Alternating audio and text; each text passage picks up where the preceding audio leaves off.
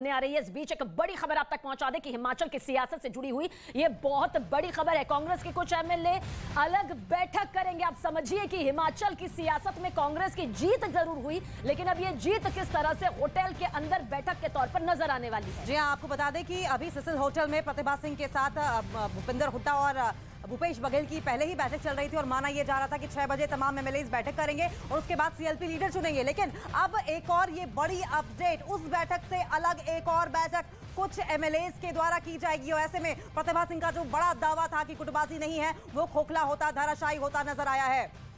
और इस बीच आपको बता दें कि 4 एमएलए होटल भी पहुंच गए हैं, यानी कि होटल के अंदर अब कुछ एमएलए मौजूद हैं जहां पर बैठक का ये सिलसिला शुरू हो जाएगा। देखिए किस तरह से ये पूरी तस्वीर जो निकलकर सामने आ रही है वो ये बताती है कि जब मतभेद मनभेद में तब्दील हो जाता है, जब गुटबाजी कुछ इस तरह से सामने आती है तो खामियाजा जीतने वाली पार्टी को भी भुगतना पड़ता है। अभी फिलहाल कौन बनेगा मुख्यमंत्री से लेकर जो रस्साकशी इस वक्त दिखाई दे रही है वो यकीनन कांग्रेस के लिए बड़ी मुसीबत साबित हो सकती है। जी हाँ, मुसीबत इस लिहाज से भी कि किसको मुख्यमंत्री पद का चेहरा बनाया जाए और ऐसे में किस तरीके से मनाने की कोशिश की जाए। लेकिन ये जो अलग से मीटिंग हो रही है ये साफ तौर पर इस बात पर इशारा करती है कि कांग्रेस में सब कुछ ठीक नहीं चल रहा है। भले ही राजीव शुक्ला वहां पर पहुंचे हों, भले ही हरियाणा के पूर्व मुख्यमंत्री भूपेंद्र सिंह हुड्डा और भूपेश बघेल की मौजूदगी वहां पर हो, लेकिन इस वक्त सब कुछ ठीक ठाक होता दिखाई नहीं दे रहा है। कुल मिलाकर नाकामयाबी हासिल हो रही है और ये जो मतभेद है कहीं ना कहीं दिखाई तो यही देता है कि लंबा खींचने वाला है। लेकिन बड़ा सवाल यही है कि 6 बजे जो मीटिंग होगी, क्या उस पर जो चेहरा होगा सीएम का, उस पर सहमति बना पाएंगे इस मीटिंग में?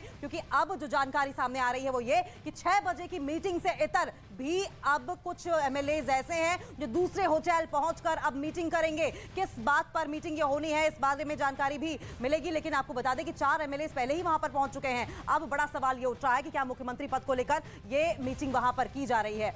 तो होटल में बैठक करेंगे कुछ एमएलए। जानकारी आप तक पहुंचा दे, बहुत बड़ी खबर हिमाचल की सियासत से जुड़ी हुई ये बहुत बड़ी खबर है कि 4 एमएलए होटल पहुंच भी चुके हैं और 40 सीटों पर कांग्रेस का काबिज होना अपने आप में ये बता रहा था कि हिमाचल की जनता ने कांग्रेस का हाथ थामा है, कमल का साथ छोड़कर। लेकिन जिस तरह से प्रतिभा सिंह ने कहा कि कोई गुटबाजी नहीं है, लेकिन उनका ये कहना भर यहां पर दिखाई देता है क्योंकि अगर 25 एमएलए अपने साथ होने का वो दावा कर रही है तो यानी ये बगावती सुर है। वो बगावती सुर है कि अगर उन्हें सीएम नहीं बनाया जाता है तो फिर मुसीबत यहां कांग्रेस के लिए पहाड़ जैसी होगी।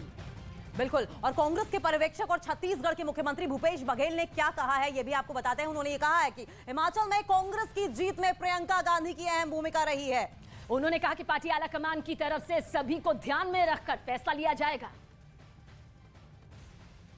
शिमला में शिमला की जनता की जीत हुई है, कांग्रेस की जीत हुई है और यहाँ के जो कार्यकर्ता हैं और यहाँ के नेता हैं उनकी जीत हुई है।